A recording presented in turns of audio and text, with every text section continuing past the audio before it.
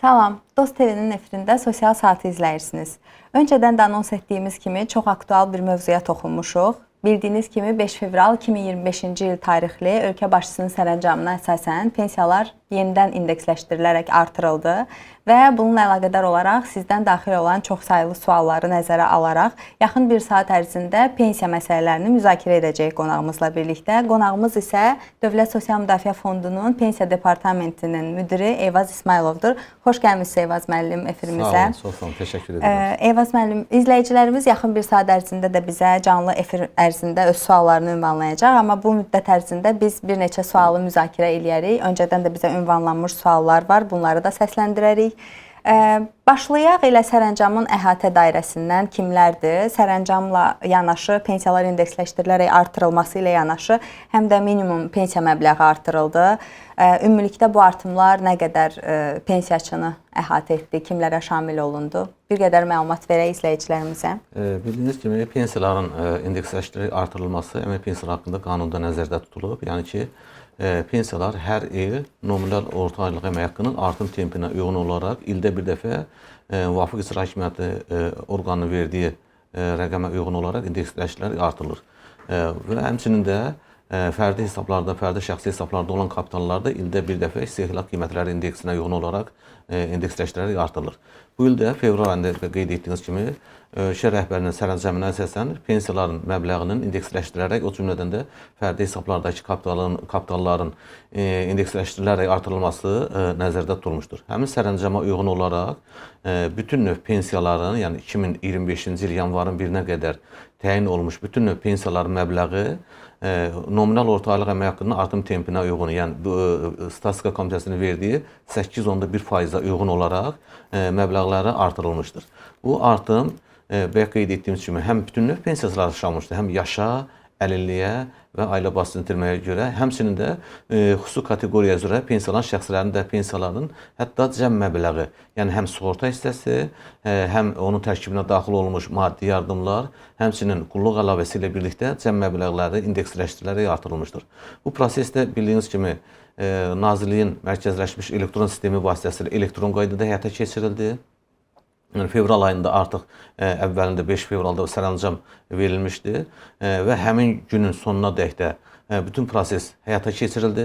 Yəni pensiyaların 1.100.000 pensiyasının pensiyaları həmin sərəncama uyğun olaraq artırıldı və fevral ayının pensiyalarının ödənişində də bu artım həyata keçirildi. Fevral ayının pensiyasının artımı ödənilən zaman həmçinin sərəncam yanvarın 1-dən tətbiq olunduğuna görə, ona görə də yanvarın pensiyası artıq ödənilmişdi. Həmin artım fərqi də fevral ayının pensiyası ilə birlikdə pensiyaçılara ödənildi.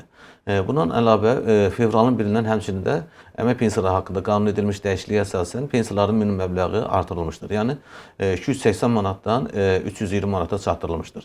2025-ci il yanvarın 1-nə qədər yenə də təyin edilmiş pensiyaların məbləği indeksləşdikdən sonra əgər məbləği 320 manata çatmırsa, yəni məbləğ çatmırsa, o pensiyaların da məbləği qanun edilmiş dəyişikliyə uyğun olaraq 320 manata çatdırılmaqla fevral ayında artıq ödənişi baxmayaraq ki, fevralın 1-dən qüvvəyə minmişdir və fevral ayının pensiyası artıq həmin minimuma çatdırılma ilə birlikdə, yəni artımla birlikdə ödənilləri həyata keçirmişdir. Bu prosesdə bildiyiniz kimi ölkə üzrə tam başa çatdırıldı. Elə fevral ayında həmin sərəncam verildi ayda, artımla birlikdə tam başa çatdırıldı, icra edildi.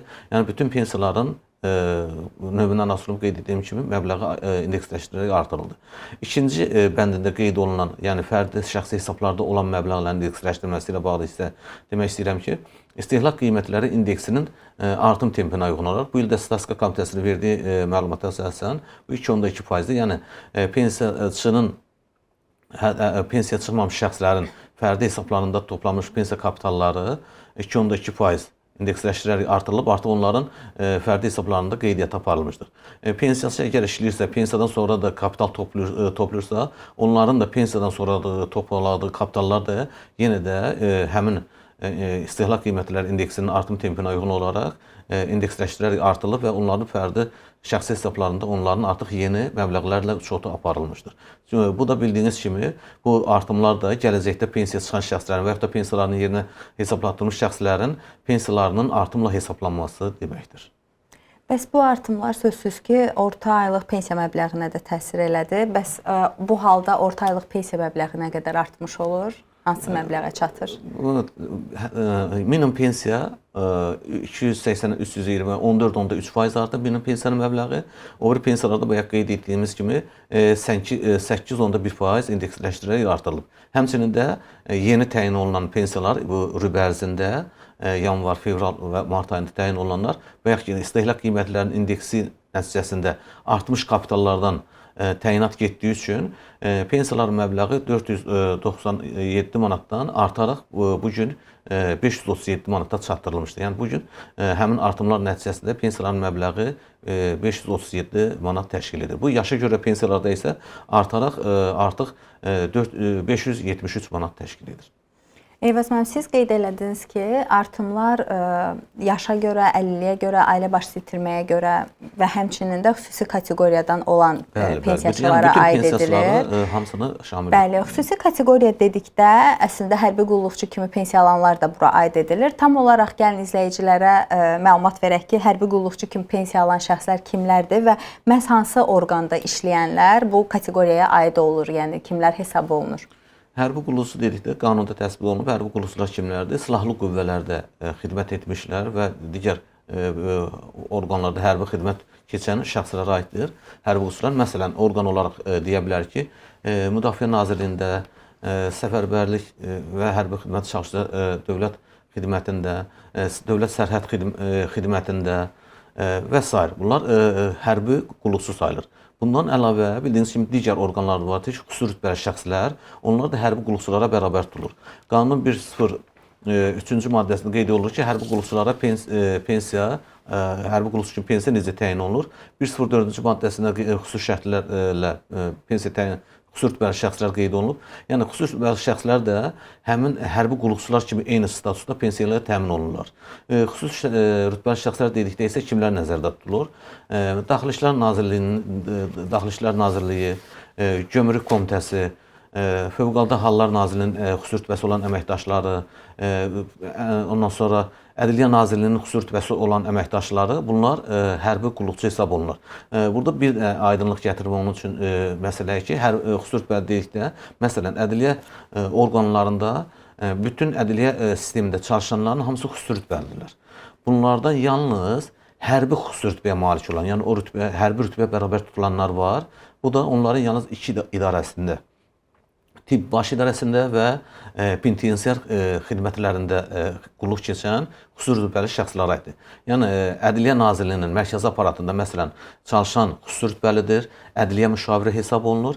Ədliyyə Nazirliyinin bayaq qeyd etdiyim iki idarəsində, tibb baş idarəsində və yaxud da ki, penitensiar xidmətində çalışan isə ədliyyə mayoru rütbəsində xüsusi rütbədə çalışırlar. Həmin o hərbi qulluqçu dedikdə, həmin hərbi xüsusi rütbəsi olanlara güzəştli şərtlərlə hərbiçi kimi pensiya təyin edilməsi mümkündür. Bu, həmçində vergi orqanlarında mövcuddur. Vergi orqanlarında bütün əməkdaşları xüsusi rütbəlidirlər. Bunlar hərbi xüsusi rütbələrə bərabər tutulan yalnız onların istintaq idarəsində çalışmış şəxslərdir. Digərləri adi qaydada dövlət qulunun xüsusi növü olaraq yardımdan, yəni pensiya hüququndan istifadə edirlər. Hərbi qulluqçu kimi yalnız hərbi xüsusi rütbəyə bərabər tutulanları, hərbi rütbəyə bərabər tutulan xüsusi rütbəliləri bu hərbi qulluqçu kimi pensiya hüququndan istifadə edə bilirlər. Erkən pensiya çıxmaq hüququndan istifadə edə bilirlər. Eyvaz müəllim, Rəhim Novruzov yazıb efirimizə ki, pensiyaçılara bir dəfəlik 200 manat 4 rübə bölünüb verilirdi. Hazırda da bu tətbiq olunurmu? Bilirsiniz, bu il artıq pensiyaların məbləği nominal orta aylıq əmək haqqının artım tempinə uyğun olaraq, yəni keçən il orta aylıq əmək haqqı nə qədər artıbsa, əvvəlki ilə münasibətdə həmin artıma uyğun da pensiyaları artmışdı. Həmin 200 manat artım, maddi yardım verilərkən, bildiyiniz kimi həmin dövrdə inflyasiya daha çox olmuşdu və orta aylıq əmək haqqı az artmışdı. Yəni o inflyasiyanı qarşılamaq üçün həmin dövrdə 3.4% pensiyaların məbləği indeksləşdirilmişdi. Ancaq inflyasiya 13.9% təşkil edirdi. Ona görə bu aradakı fərqi aradan qaldırmaq üçün pensiyaçılara həmin il maddi yardım tətbiq olundu. Bu maddi yardım da bayaq qeyd etdiyiniz kimi rüblərə bölünərək onlara ödənildi. Növbəti ildə isə onlara verilən həmin bu maddi yardım aylara bölünərək, yəni bir aya düşən məbləğ nə qədərdirsə, həmin məbləğ onların 2023-cü ildə pensiyalarının tərkibinə daxil edilir. Yəni pensiyalarına əlavə olundu və sonrakı illərdə də bu indeksləşdirərək davam etdirilir. Hələ ki belə bir təkrarən belə bir yardımın bir də verilməsi hələ ki qanun nəzərdə tutulmayıb. Gəlin biraz elektronlaşmadan danışaq. Fondun fəaliyyət istiqamətləri ilə həmçinin Nazirliyin demək olar ki, bütün fəaliyyət istiqamətləri üzrə elektron xidmətlərin tətbiqi xeyli genişlənib. Artıq vətəndaş heç bir quruma müraciət etmədən, öz sənəd toplamadan, yəni öz sosial ödənişləri barədə məlumat ala bilir. Hətta bu onlar müraciət etmədən belə təyin olunur. Bu pensiyaya da şamil edildi bir müddət əvvəl, artıq bir neçə ildir və pensiyalarda bu proaktiv qaydada təyinat mexanizmi necədir? Bu barədə də biraz məlumat verək izləyicilərimizə. Bəli, bildiyiniz kimi 2019-cu ildən artıq pensiyaların elektron qaydada təyinatına başlanılmışdır. Bu gün bildiyiniz kimi yaşa görə pensiya, yəni qanunun 7-ci maddəsində nəzərdə tutulan şərtlərlə pensiyaların elektronlaşdırılması nəzərdə tutulmuşdur. Qanunun 22-ci maddəsinə əsasən. Həmin maddə üzrə deyərdim ki, il ərzində təyin olunan pensiyaların 90%-dən çoxu elektron təyin olunur. Yəni elektronlaşması nəzərdə tutulan pensiyaların 90%-dən çoxu elektron qaydada həyata keçirilir. Ümumilikdə isə bu digər hansı ki xüsusi kateqoriyalı şəxslərdir, onların hələ elektronlaşması qanunun özündə də təsbit olunmayıb. Məsələn 9-cu maddə üzrə bunlarla birlikdə isə 80% demək olar ki, yaşa görə pensiyanın ümumi təyinatının isə 80% elektron qaydada yaşa görə pensiyada həyata keçirilir. Yəni həmin o geridə qalan ümumi əsaslarla ki, hansı ki elektronlaşdırılmalı idi, avtomatlaşdırılmış qaydada həyata keçirilməli idi, 90% qeyd etdiyim 90%-dən çox həyata keçirilir. Geridə qalan hissəsi niyə görə bu mümkün deyil? Onların 2006-cı ildən əvvəl işləmiş şəxslərdir. Həmin dövrdən əvvəldə bildiyiniz kimi fərdi sud sistemi olmayıb, onların məlumatlarına bax elektron sistem olmayıb. Heç bir məlumatları elektron sistemlərdə deyil.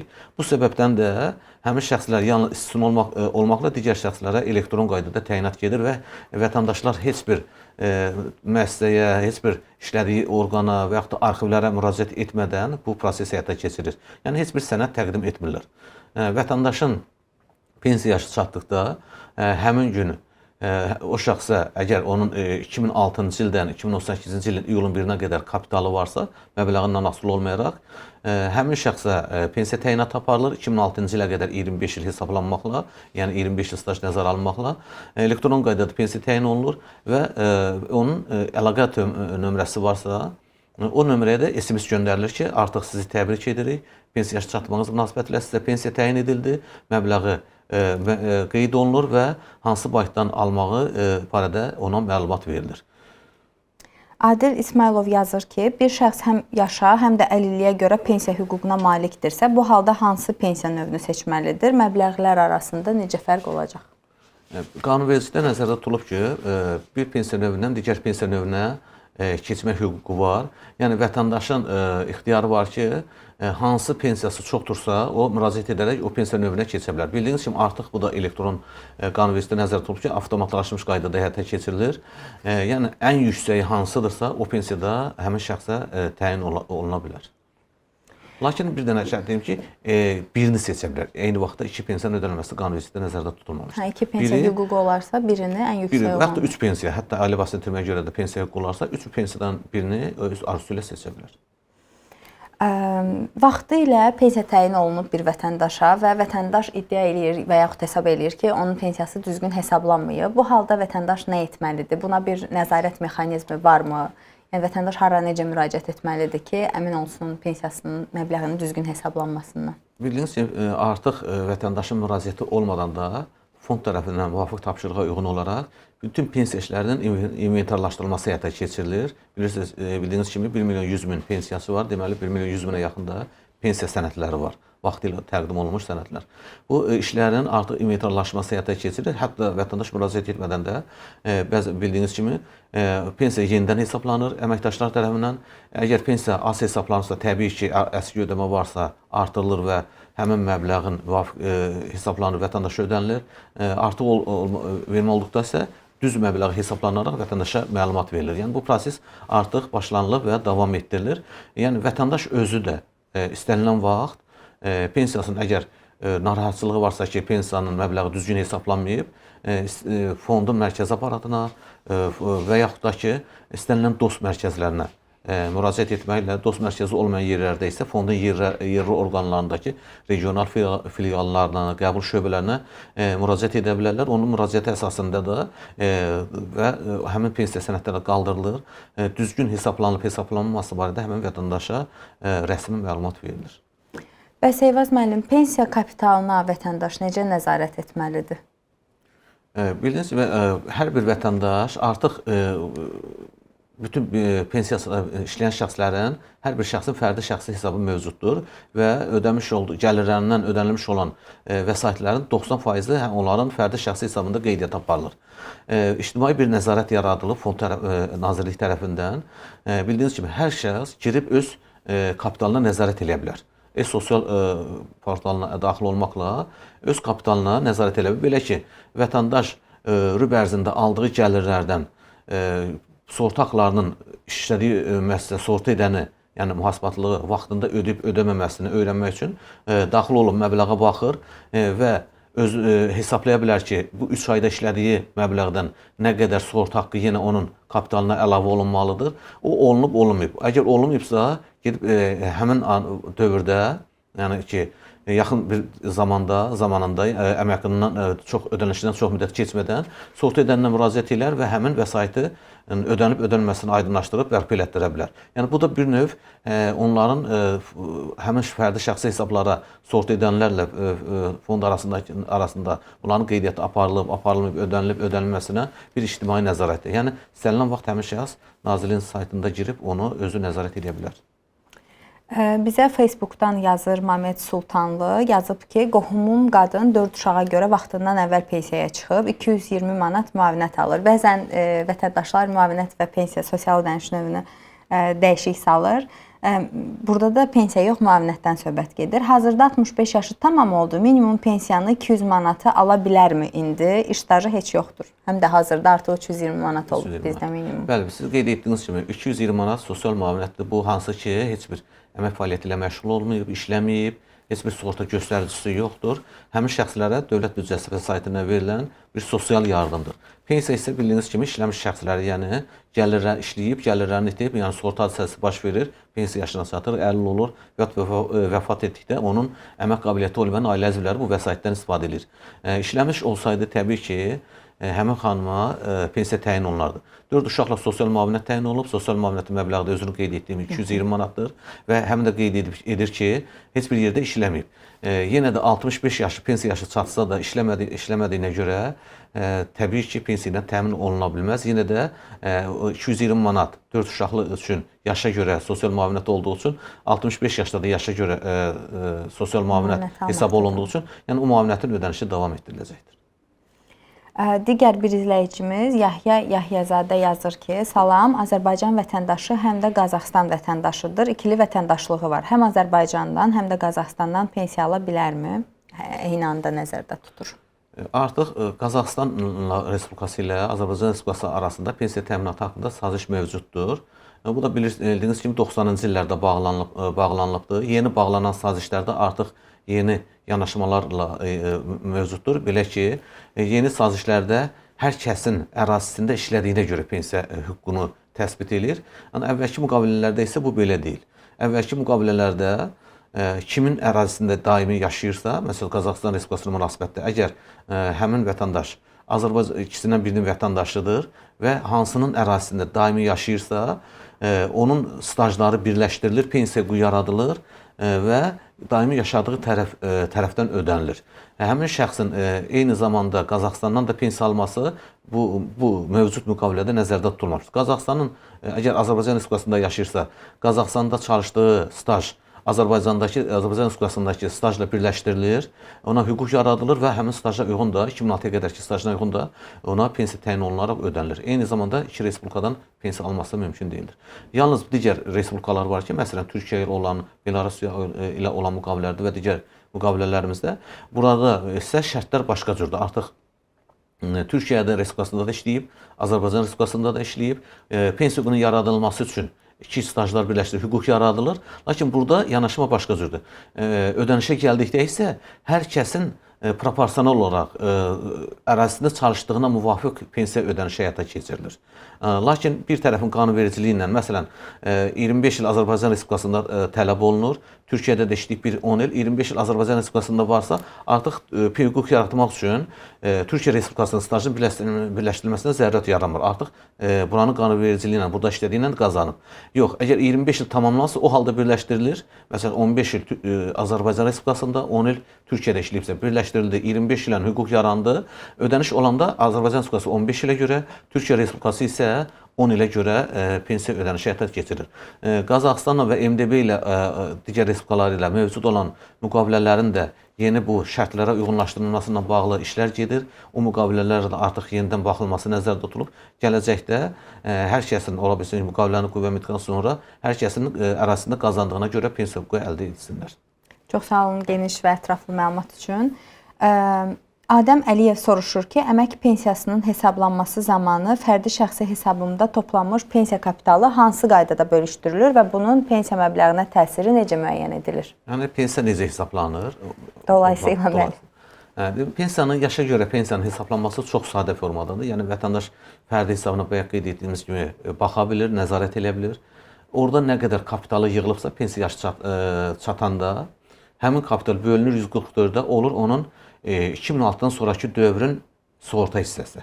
Yəni, bildiyiniz kimi, pensiyanın əsas hissəsi sığorta hissəsindən ibarətdir və yığım hissəsindən. Bugün biz artıq sığorta hissəsindən istifadə edirik, çünki yığım hissəsi könüllü olacaq, hələ aktiv deyildir o hissəsi.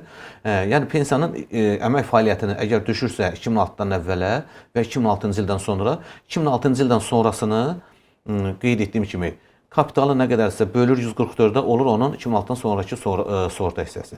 2006-dan əvvəl isə sistemdə olmadığı üçün həmin ilin 306-ya vurur, ilini neçə il stajı varsa, yəni bu il üçün həmin o məbləğdən təbii ki, indeksləşdirilir. 2006-cı ildən sonra indeksləşdirilir. Artıq 306 bu gün üçün ili 1029 manatdır. Yəni, həmin vətəndaş, pensiya yaşı çatan vətəndaş 2006-ya qədər ki, stajını vurur 1029-a, alınan rəqəmi bölür yenə 144-də, alınır onun 2006-ya qədərki pensiyasının məbləği.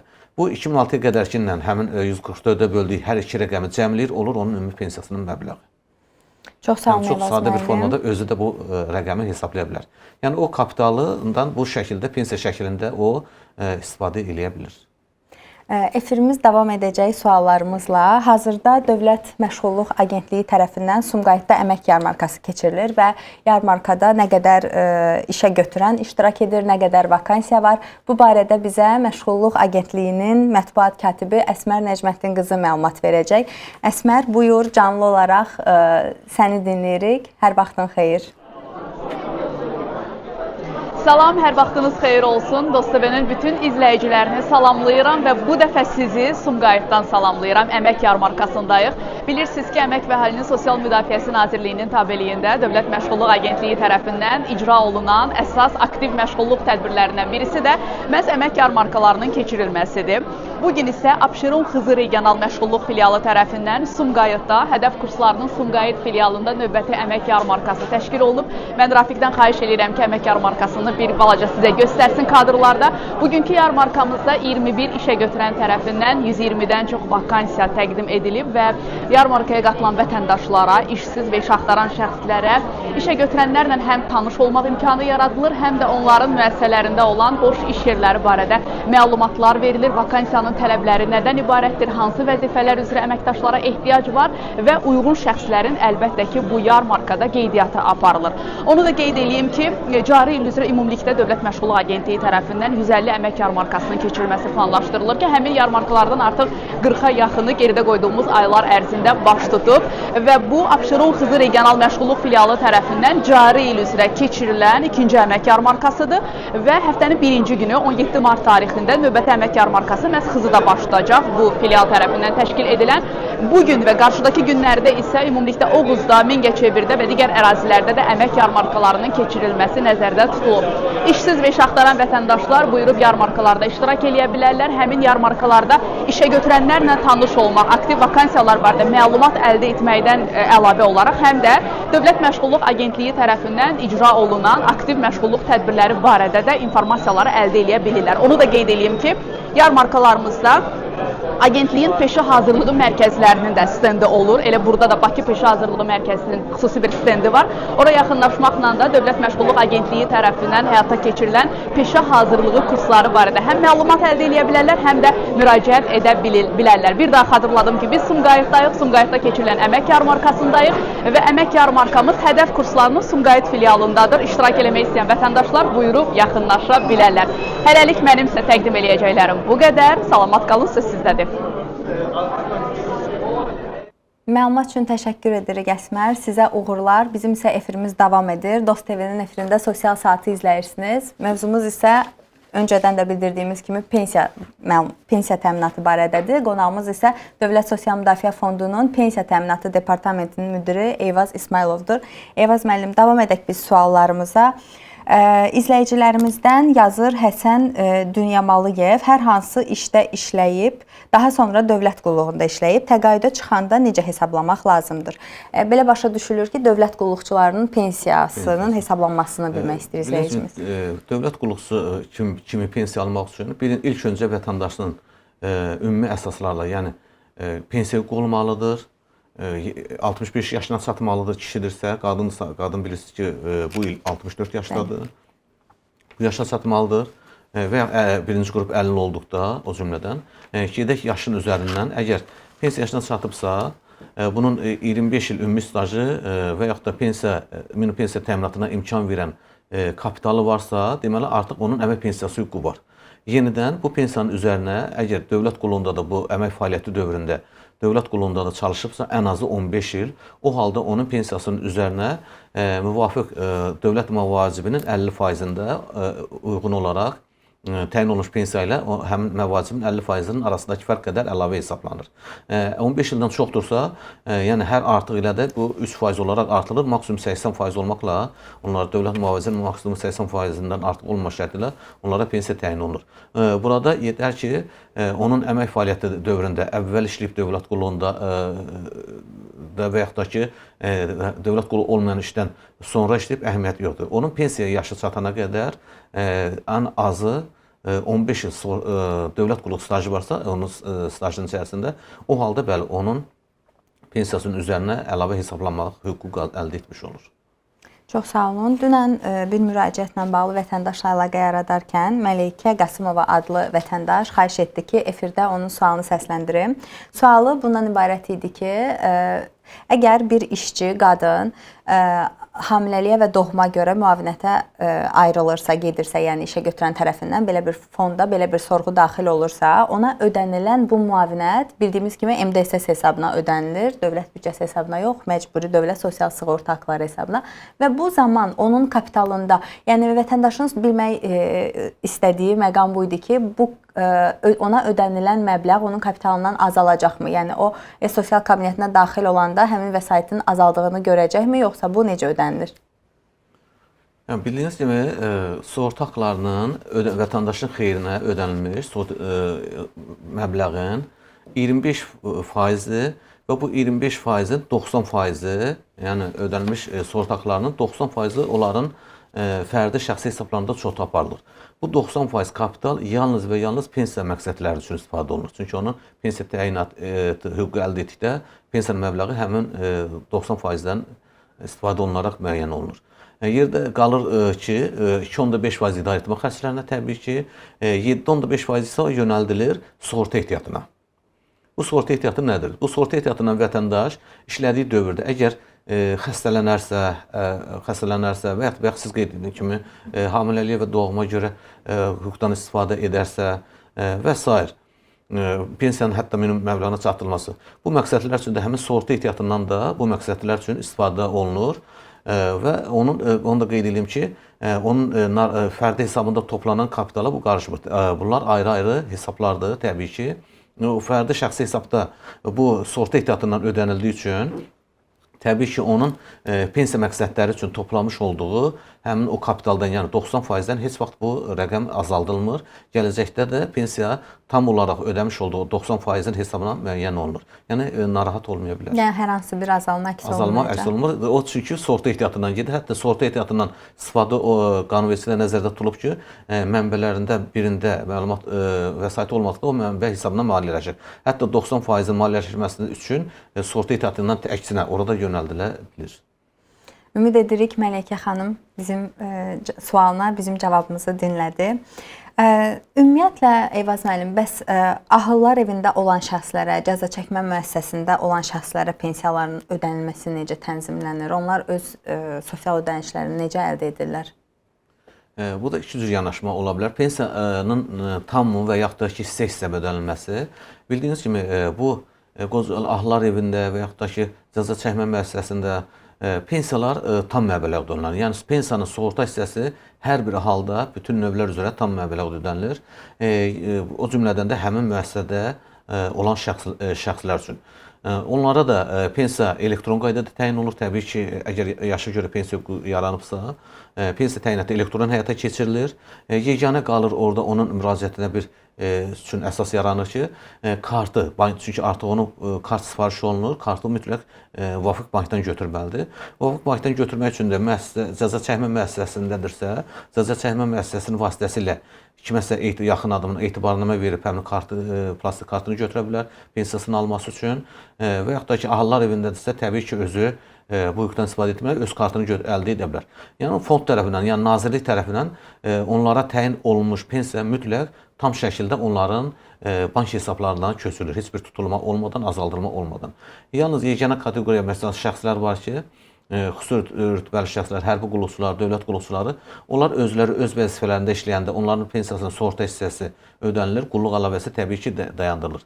Biri digər vəzifədə olsa, məsəl üçün hərbi qulluqçu dövlət qulluğuna, dövlət qulluqçu hərbi qulluğa qəbul olsa, biri öz vəzifəsində yox, 20-ci maddədə tutulan digər vəzifədə işə qəbul olunsa, o halda yalnız pensiyanın yenə də sığorta hissəsi tam ödənilir, qulluq əlavəsinin 50%-i ödənilir.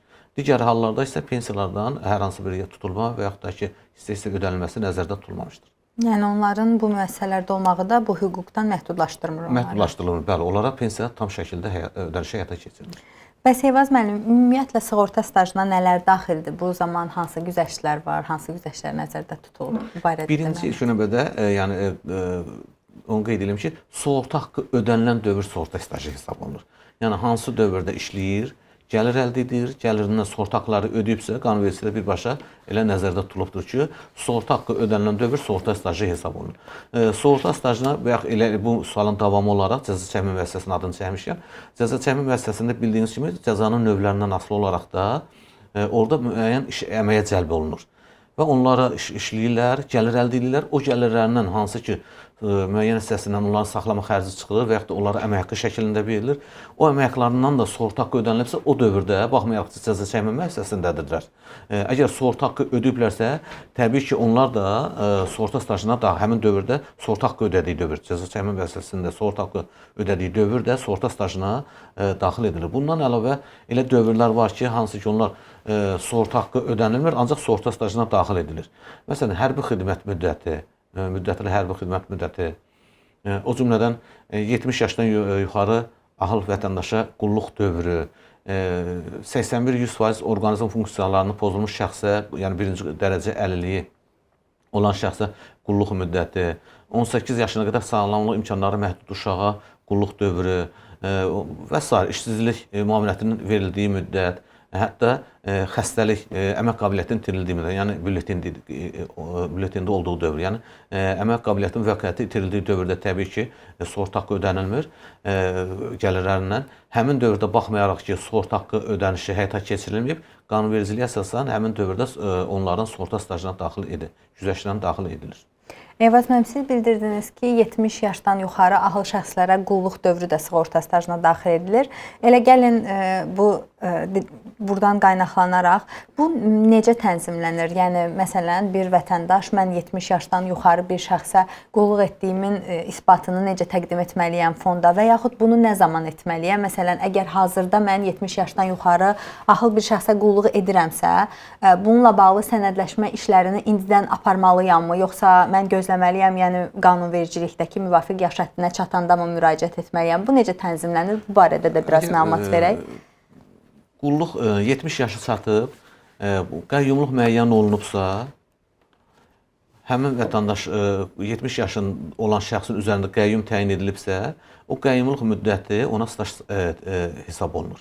Artıq həm qulluq edən şəxsin pensiya yaşı çatanda yalnız o qəyyumluq sənədinin əsasında ona sığorta stajı müəyyən ediləcək. Və yaxud tutaq ki, vaxtilə qulluq edib, heç bir qəyyumluq sənədi müəyyənləşməyib və həmin qulluq olunan da sağdır. Qulluq edən təbii ki, pensiyaya çatıb. O halda notarial qaydadır. Hər ikisi notariusa müraciət edir və qulluq edən bildirir ki, mən bu ahıl yaşlı vətəndaşa qulluq eləmişəm, falan dövrdən bu dövrə qədər. Qulluq olunan da bildirir ki, öz ifadəsində ki, bəli, bu dövrdən bu dövrədən mənə bu xidmət etmişdir. Hər ikisinin ifadəsi rəsmiləşdirdikdən sonra artıq hüquqi sənəd ortalıqda olur və bu yenə də həmin o sənədə əsasında onun qulluq etdiyi müddət onun sığorta stajına daxil edilir. Yox, ola bilər ki, vaxtında qulluq edib, heç bir qəyyumluq yoxdur, qulluq olunan da vəfat edib. Bu halda isə yalnız məhkəmə qaydasında onu bərpa etdirə bilər. Bəs əgər sağdırsa qulluq olunan şəxs, burada qohumluq dərəcəsinin önəmi varmı? Məsələn, birinci dərəcəli qohumlardan da mı qəyyumluq tələb olunur? Yoxsa əgər birinci dərəcəlidirsə, qəyyumluq sənədi olmadan da sadəcə hər ikisinin ifadəsi əsasında nəzərə alına bilirmi? Qanunvericilikdə məhdudlaşdırılmayıb bu. Qanunvericilikdə nəzərdə tutulub ki, sığorta stajına daxil edilən, yəni 70 yaşdan yuxarı şəxsə qulluq edən şəxs. Yəni bu şəxsi yaxın qohumlarla, birinci dərəcəli və ya digər dərəcəli qohumlarla məhdudlaşdırılır. Orada qulluq edən şəxsin yaxın qohumu da ola bilər, ailə üzvləri də ola bilər və s. digər şəxslər də ola bilər. Yəni məhdudiyyət, heç bir məhdudiyyət yoxdur. Yetər ki, həmin şəxsi qulluq etmiş olsun və qəyyumluğa götürmüş olsun və ya qeyd etdiyimiz şərtlər daxilində, yəni qulluğu təsdiq etsin. Bu halda onun sığorta stajına daxil edilir. Heç bir məhdudiyyət yoxdur. Çox sağ olun Eyvaz müəllim. Gəlin Səvda Həsənzadənin sualını səsləndirək. Ailə başçısını itirməyə görə pensiya alan şəxs sonradan yenidən ailə qurarsa, bu onun pensiya hüququna necə təsir edər? Tutaq ki, ailə başçısı vəfat edib, məsələn, kişi vəfat edib, qadın ona görə pensiya alır. Təbii ki, ailə başçısının biri vəfat edir, kişi vəfat etdikdə qadın vəfat etdikdə isə kişi bu hüquqdan istifadə etmək hüququ var. Bu hüquqdan da yalnız o vaxt istifadə edir ki, onun 61-100% arası orqanizmin funksiyalarının pozulması olsun, yəni birinci, ikinci dərəcə əlilliyi olsun əvvəlki və yaxud da ki, pensiya yaşına çatmış olsun. Bu halda o ailə başçısını itirməyə görə pensiya ilə təmin oluna bilirlər. Bu ailə üzvlərindən biri təkrar nicaha daxil olarsa, təbii ki, artıq yeni ailənin üzvü olur. Bu halda da onun pensiyasının ödənişi dayandırılır təbii ki. Bəhram Sultanov soruşur ki, əlilliyi olan şəxsin əmək pensiyası hüququ yaranması üçün 25 il hədiyyə olur. 2006-2018 arası kapitalı var, 55 yaşım var. 25 il hədiyyə, vətəndaşın dediyi kimi, yalnız yaşa görə pensiyadadır. Çünki 50-yə görə pensiya 25 il hədiyyə edilməsi riyazi olaraq mümkün olmazdı. Birisi nəyə görə? Onu qeyd edeyim ki, tutaq ki, 40 yaşında və yaxud 30 yaşında 50 olubsa 25 il necə hədiyyə etmək olar? Təbii ki. Burada isə proses necədir? Həmin şəxslərdə də bəli, staj hədiyyəsi var. Əgər 2006-cı ilin yanvarın 1-dən 2018-ci ilin iyulun 1-nə qədər kapitalı varsa və həmin şəxsin 2006-cı ilə qədər ki, əmək qabiliyyətli dövrü nə qədərdirsə, həmin dövrün hər ilinə 4 ay staj hədiyyə olunur. Məsələn, bugün 55 yaşında olan şəxsin 2006-cı ilə qədər neçə il əmək qabiliyyəti, 15 yaş çıxılır, 40 il əmək qabiliyyətli dövrü var.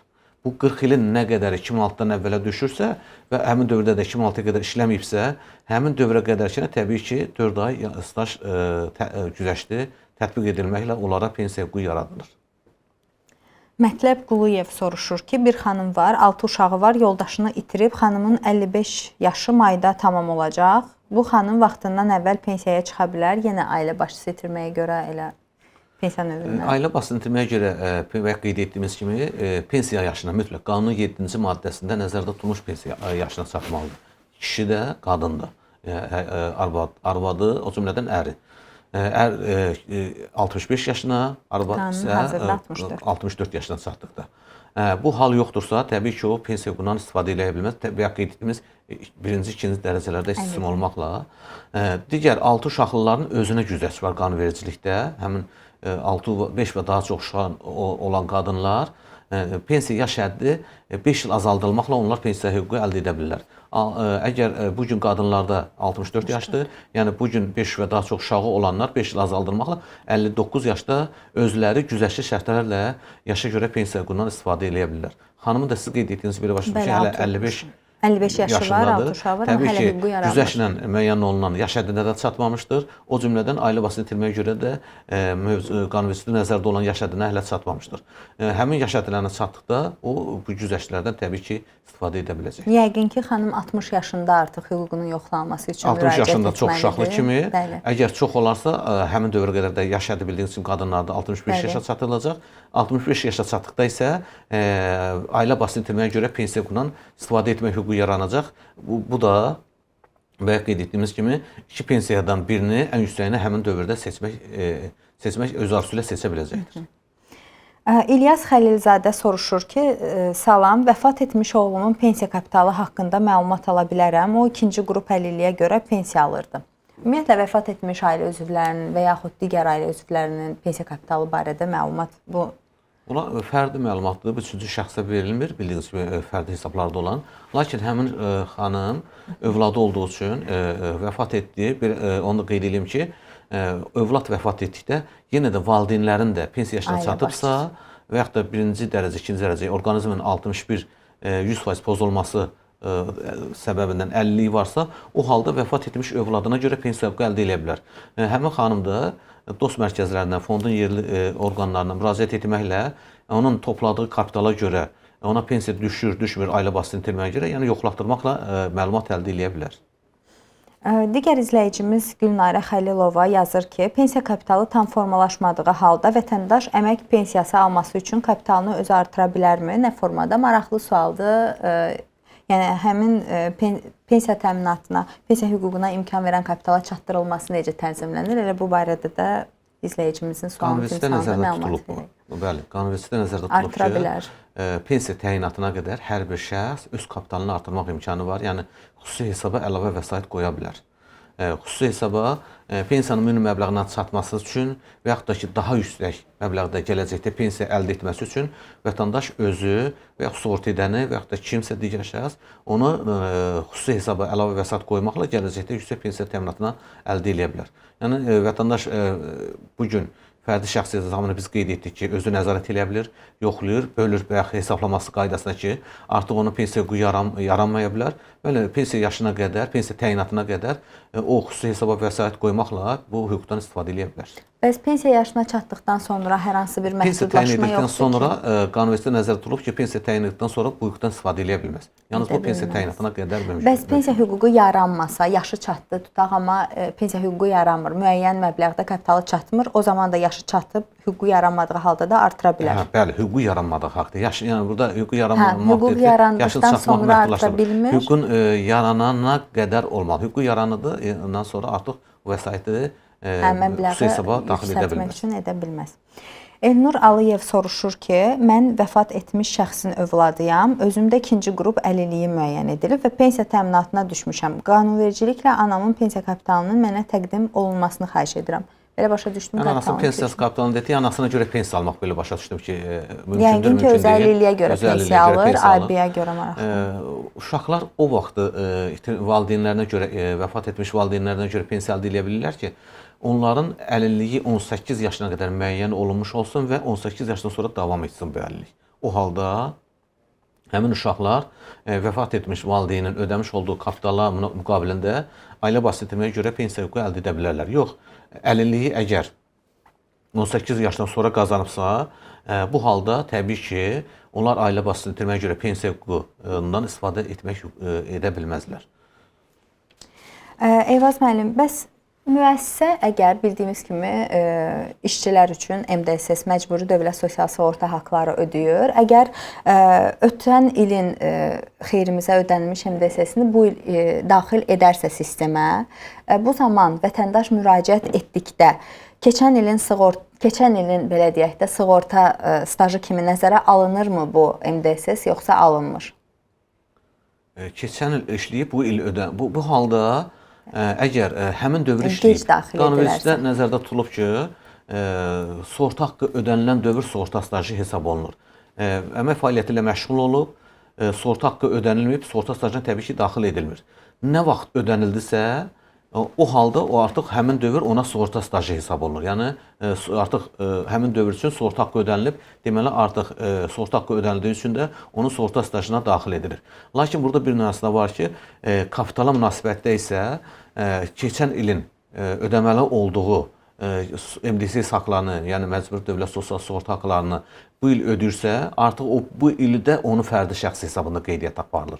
Çünki bu il daxil olubdur və bu ildən sonra da indeksləşdirilməsi təbii ki, həyata keçiriləcək. Baxmayaraq ki, keçən il işləyib, keçən ilin MDSS haqlarıdır, bu il ödəyib, ödənildiyi dövr üzrə qeydə alınır və ondan sonra indeksləşdirir. Staja münasibətdə isə artıq işlədiyi dövrün sığorta haqqı ödənildiyinə görə, yəni sığorta haqqı ödəndiyinə görə qanun da deyir ki, sığorta haqqı ödənəndə sığorta stajı hesab edilsin. Baxmayaraq ki, gec ödəyib, həmin dövrə sığorta stajı hesab olunur. Kapitala münasibətdə isə bayaq qeyd etdiyimiz kimi ödənildiyi dövrün, keçən ilin yox, ödənildiyi dövrün gəliri hesab olunur və ödənildiyi dövrün kapitalına, fərdi şəxsi hesabına qeydiyyat aparılır. Elgün Abbasov soruşur ki, əlilliyə görə təyin edilmiş pensiyanın məbləği əlillik dərəcəsinə və səbəbinə görə dəyişirmi? Əgər dəyişirsə, bu fərqlər necə müəyyən olunur? Ümumi əsaslarla əgər pensiya təyin-atıdırsa, orqanizm funksiyasının 31%-dən 100% qədər pozulmasından asılı olmayaraq, ödədiyi sığorta haqqına münasibətdə və yaşına uyğun pensiya təyinatı aparılır. Burada dərəcələrindən asılı olmayaraq məbləğ eynidir. Çünki artıq qoyduğu və topladığı staja görə ona pensiya müəyyən olunur. Yalnız və yalnız hərbi və qulluqçularda və xüsusi rütbələrdə bu fərqlidir. Bildiyiniz kimi, hərbi qulluqçular, yəni xüsusi rütbəlilər, əgər 81-100% pozulubsa, müharibə ilə əlaqədar əlillik varsa, bunlarda tamam başqa faizlə 61-80% arasıdırsa, bu daha fərqli, 31-60% isə daha fərqli. Yox, bu əlilliyin yenə hərbi qulluqçunun hərbi xidmətlə bağlı deyil, xəstəliyin nəticəsindədir, hərbi xidmət dövründəki xəstəliyin nəticəsindədirsə, yenə də bu 3 dərəcə üzrə yenə də fərqli mövcuddur. Çünki o dərəcələrə, faizlərə uyğun təyin olunur. 81-100% isə başqa dərəcə ilə, 61-80 başqa, 31-60 başqa faizlərlə hesablanır. Bu yalnız fərqlilik hərbi qulluqçularda və xüsusi rütbəlilərdədir.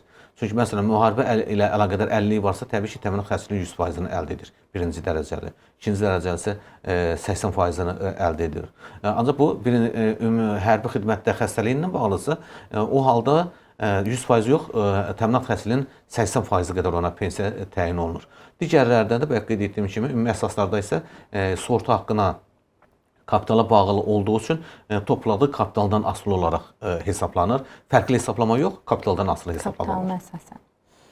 İbrahim Veysəlov isə soruşur ki, vətəndaşa Azərbaycandan pensiya təyin edilib, amma Rusiyada yaşadığı üçün heç vaxt gəlib ala bilməyib. Vəfat edib həmin şəxs, pensiya təyinatı gedən şəxs vəfat edib, vərəsəsi olarsa gəlib həmin ödənişi, yəni yığılmış pensiyanı götürə bilərmi, hansı qaydada? Qanunda nəzərdə tutulub ki, əgər alınmamış pensiya varsa, alınmamış pensiya birinci vətəndaşın özü tərəfindən onun 3 ili müraciət etdiyi tarixdən geriyə 3 ili ona ödənilir. Yox, vətəndaş vəfat edibsə və onun alınmamış pensiyası varsa, yenə də həmin məbləğin 3 ili onun vərəsələrinə verilə bilər. Vərəsəlik müəyyən notarial qaydada vərəsəlik müəyyən olunduqdan sonra həmin şəxs müraciət edir və alınmamış pensiyanın 3 ili, maksimum 3 ili həmin şəxsə ödənilə bilər. Amina Mustafayeva adlı izləyicimiz yazır ki, mən 2016-cı ilədək atamı itirdiyimə görə 233 manat pensiya almışam. Gələcəkdə anam pensiya yaşına çatdıqda atamın pensiya məbləğini necə alacağı elə 233 manat, yoxsa bu məbləğ ilə münasibətdə indeksləşib anama təyin olunacaq? Əgər vəfat edən pensiyaçı olubsa, bu halda gələcəkdə onun ailə üzvləri pensiya əldə etdikdə vaxtilə onun aldığı pensiya deyil, təbii ki, indeksləşdirilmiş pensiya həmin şəxsə ödəniləcəkdir. Yəni, nə vaxt pensiya yaşı çatırsa ailə üzvlərinin və yaxud da ki, 50-lik müəyyən olunubsa, həmin tarixdə baxmayaraq ki, vəfat etdiyi tarixdə pensiyasının məbləği aşağı məbləğdir, hüququ yarandığı tarixə qədər ki, vəfat etdiyi tarixdə aldığı pensiyanın məbləği ailə üzvünün pensiya hüququnun yarandığı tarixə qədər ki, indeksləşdirmələr nəticəsində indeksləşdirilir və ona sonuncu indeksləşdirilmiş məbləğ ödənilir. Instagramdan izləyicilərimiz bizə suallar ünvanlayıb. Əlvan Muradova soruşur ki, vətəndaş pensiya yaşına çatdıqdan sonra əmək fəaliyyətini davam etdirərsə, bu onun pensiyasının məbləğinə hər hansı formada təsir edərmi? Bəli, təsir edə bilər. Hansı formada təsir edir? Əgər yaşa görə pensiya təyinatlıdırsa, yaşa görə pensiya təyin olunduqda yaşa qədər olunmuş artıq sığorta kapitalı istifadə olundu. Bu kapitaldan istifadə edilərək ona pensiya təyin olundu. Yəni, bu ödəmiş olduğu bu kapitalı pensiya şəklində əldə edir.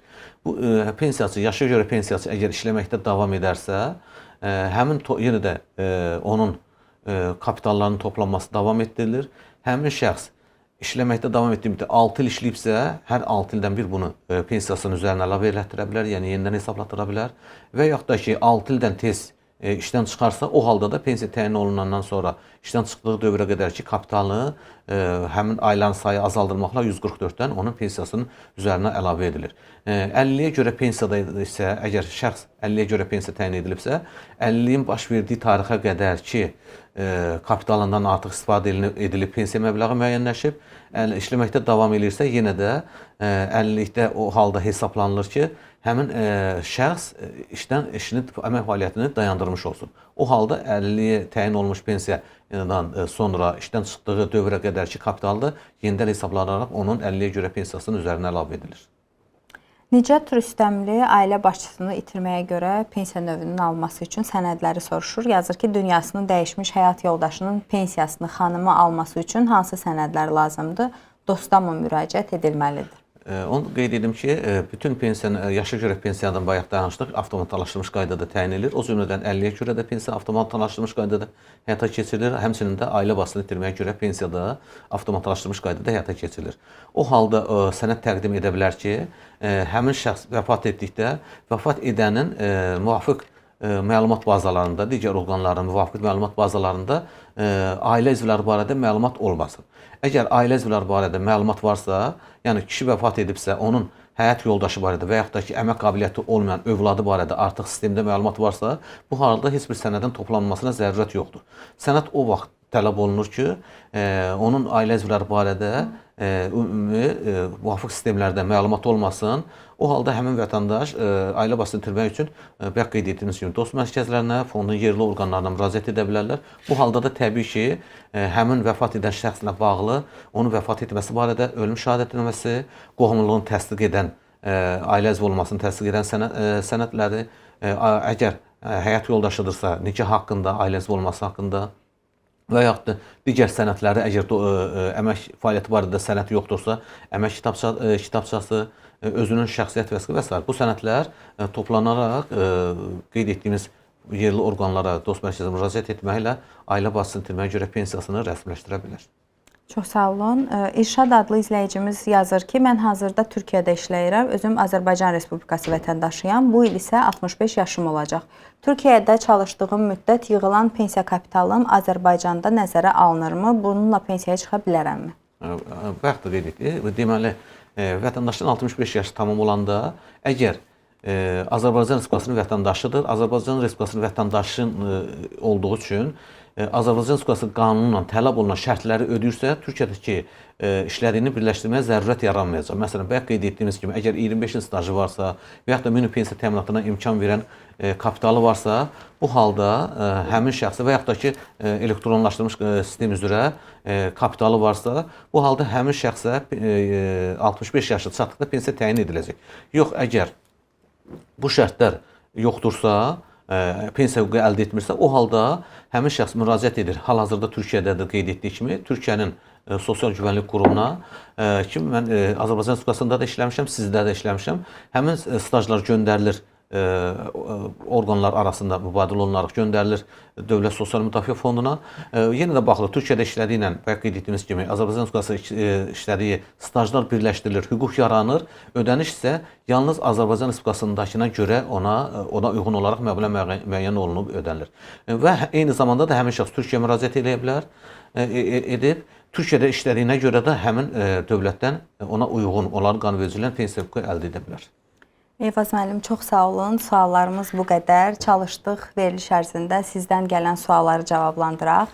Dost TV-nin efirində sosial saatı izlədiniz. Bizim bugünkü efirimiz başa çatdı. Siz isə Dost TV-ni canlı olaraq izləməyə davam edin. Gələn verilişlərdə görüşənədək.